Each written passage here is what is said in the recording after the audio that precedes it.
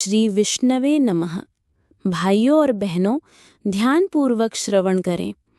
पूजा सामग्री और पूजा विधि आपको इस कथा के अंत में बताई जाएगी। अगर किसी को बाद में ज़रूरत हो तो आप पीछे जाकर सुन सकते हैं।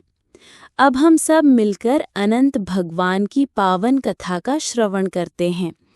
प्राचीन काल में सुमंत नाम का एक नेक और तपस्वी ब्राह्मण रहता था। उसकी पत्नी का नाम दीक्षा था। भगवान की कृपा से उन्हें एक परम सुंदरी, धर्मपरायण और ज्योतिर्मयी कन्या मिली, जिसका नाम सुशीला रखा गया। जैसे जैसे सुशीला बड़ी होती गई, उसकी सूरत और सीरत दोनों लोगों के दिलों को छूने लगी। परंतु जब सुशीला जवान हुई, तभी उसकी माता दीक्षा का देहांत हो गया। पत्नी के चले जाने के बाद सुमंत ने कर्कशा नाम की स्त्री से दूसरा विवाह कर लिया। समय बीता और सुशीला का विवाह ब्राह्मण सुमंत ने कौंडिन्य ऋषि के साथ कर दिया। लेकिन जब विदाई का समय आया तो कर्कशा के मन में ईर्ष्या और क्रोध भरा हुआ था।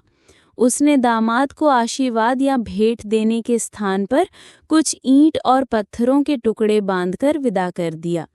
ये देखकर ऋषि कौंडिन्य बहुत दुखी हुए, मगर अपनी पत्नी सुशीला को साथ लेकर आश्रम की ओर चल पड़े। सब मिलकर बोलिए, अनंत भगवान की जय। रास्ते में रात हो गई। वे लोग नदी तट में ठहरे। कौंडिन्य संध्या करने लगे और उसी समय सुशीला ने देखा कि वहाँ बहुत सी स्त्रियां सुंदर वस्त्र पहनकर किसी देवता की पूजा कर रही थीं। सुशीला ने उनसे पूछा, बहनों, आप किसकी पूजा कर रही हैं? तो उन्होंने उत्तर दिया, ये अनंत भगवान का व्रत है। इस व्रत से दुख और दरिद्रता दूर होती है, सुख समृद्धि मिलती है। सुशीला ने वहीं विधिपूर्वक अनंत व्रत का अनुष्ठान किया और 14 गांठों वाला डोरा अपने हाथ में बांध लिया। जब सुशीला अपने पति कौंडिन्य ऋषि के पास लौटी तो उन्होंने पूछा, ये डोरा किस लिए बांधा है? सुशीला ने सब विस्तार से बता दिया, मगर ऋषि कौंडिन्य ने क्रोध में आकर उस डोरे को तोड़कर अग्नि में डाल दिया। यही अनंत भगवान का अपमान हो गया। परिणाम ये हुआ कि धीरे धीरे उनका घर उजड़ गया, सारी संपत्ति नष्ट हो गई और ऋषि कौंडिन्य दुख और दरिद्रता में डूब गए।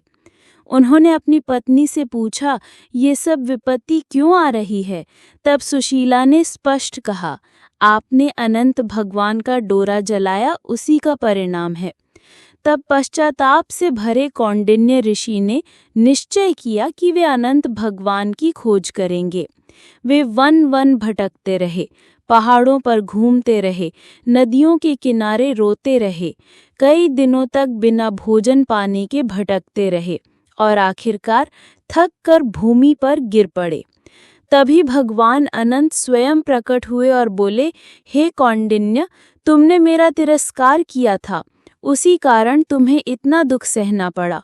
लेकिन अब तुमने पश्चाताप किया है, इसीलिए मैं प्रसन्न हूँ।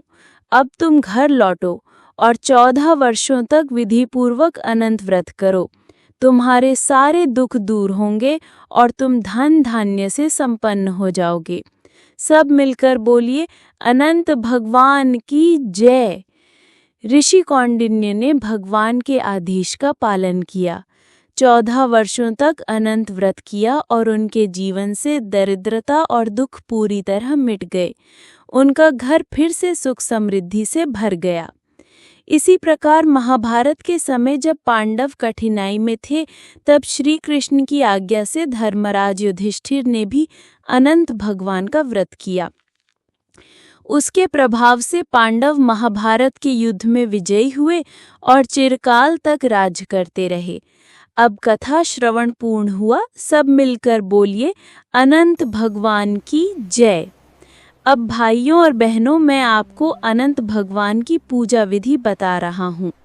अनंत चतुर्दशी के दिन प्रातः स्नान कर पूजा स्थल पर कलश स्थापित करें।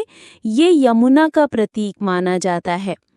कलश पर भगवान विष्णु की तस्वीर रखें और उनके साथ शेषनाग पर लेटे श्री हरि की मूर्ति अथवा चित्र रखें। एक धागे को हल्दी, कुमकुम और केसर से रंगकर 14 गांठों वाला अनंत सूत्र बनाएं। ये सूत्र भगवान विष्णु को अर्पित करें। फूल, पत्ते, नैवेद्य और अन्य सामग्री 14 के गुणक में रखें। 14 प्रकार के पत्ते, पुष्प, फल और मिठाई रखें। फिर भगवान विष्णु और अनंत सूत्र की विधिवत पूजा करें। पूजा के समय ये मंत्र बोले, अनंत संसार महासमुद्रे मग्रम समभ्युदरवासुदेवा अनंतर रूपे विनियोजयस्वहरानंत सूत्राय नमो नमस्ते। इसके बाद अनंत सूत्र को दाहिने हाथ में बांध लें। मान्यता है कि जो भी श्रद्धा से ये व्रत करता है उसके जीवन के सारे संकट मिट जाते हैं और सुख समृद्धि सदा बनी रहती है। सब मिलकर बोलिए, अनंत भगवान की जय। अगर आपको ये वीडियो पसंद आई हो तो चैनल को सब्सक्राइब करें, वीडियो को लाइक करें और अपने मित्रों के साथ शेयर करें। आपका एक छोटा सा सहयोग हमारे लिए बहुत बड़ा आशीर्वाद है। धन्यवाद।